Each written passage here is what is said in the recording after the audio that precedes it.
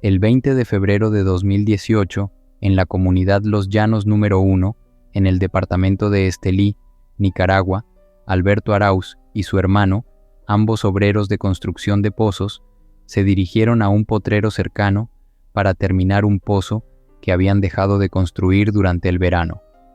Al llegar al lugar, notaron que algunas láminas de zinc que cubrían la excavación estaban removidas. Con precaución, se asomaron al fondo para investigar y descubrieron un bulto que parecía ser un cuerpo humano.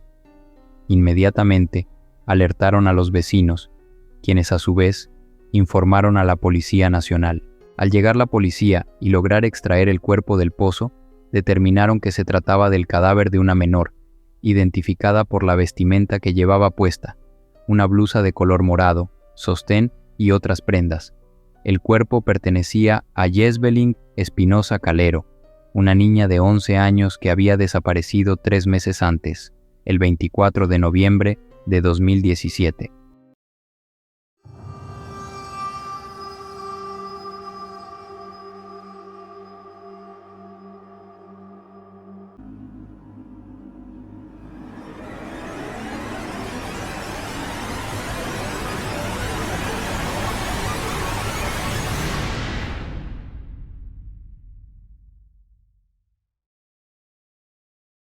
Ubicado entre los llanos, hay un pequeño pueblo solitario al que los habitantes del municipio de Pueblo Nuevo suelen llamar Arriba.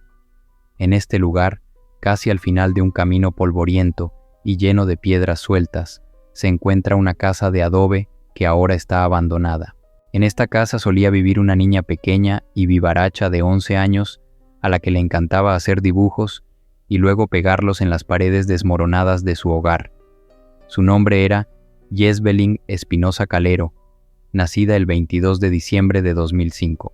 Yesbelin quedó al cuidado de su abuela desde muy temprana edad, ya que su mamá se fue a trabajar al departamento de Estelí en busca de sustento. Era una niña alegre que se llevaba bien con todas las personas que conocía, y todos en la comunidad la apreciaban mucho. La recordaban como alguien muy sociable y cariñosa. Todos los días, a las 11 de la mañana, salía de su casa rumbo a la escuela, donde tenía muchos amigos y hasta su maestra la quería mucho. Le encantaba dibujar, y muchos de sus dibujos los exhibía en la puerta de su casa. A finales de septiembre de 2017, Rommel Jiménez, de 27 años, comenzó a enamorar a Yesbelin y logró que la niña de 11 años lo aceptara como novio, manteniendo su relación oculta a su madre y, por ende, a sus familiares. Jiménez hacía que Yesbelin se ausentara de clases para reunirse con él a escondidas en los callejones del pueblo. A veces se escapaba de clases con una compañerita llamada María Evangelina, quien cursaba 4º grado, mientras que Yesbelin estaba en 5º. A pesar de los intentos de Jiménez por mantener en secreto su noviazgo con la niña, los habitantes de la comunidad se enteraron de la relación, y eventualmente, la familia también lo supo. Esto llevó a que los familiares decidieran denunciar a Jiménez por acosar a la niña. Cuando Yesbelin se enteró de que su familia iba a presentar una denuncia en la policía, se apresuró a enviarle una carta a Rommel informándole sobre lo que estaba a punto de suceder. El día del crimen, el 24 de noviembre de 2017, Rommel Jiménez citó a Yesbelin cerca de un negocio en la misma comunidad. Yesbelin llegó acompañada de una amiga, y Rommel la esperaba armado con un machete. Además, Jiménez llevó con él a su sobrino, Jorvin Calderón Jiménez, de 21 años. Ahí empezó todo. Rommel Jiménez empezó a besar y tocar a la niña para convencerla de tener relaciones íntimas con él, y le propuso que se encontraran en un potrero cercano donde había un pozo en construcción, pero ambos se fueron por caminos diferentes para que nadie los viera juntos. Al lugar también llegaron Jorvin Calderón y la amiga de Yesbelin, pero ellos se quedaron a una corta distancia de donde estaban Jiménez y la niña. Eran las 8 de la noche.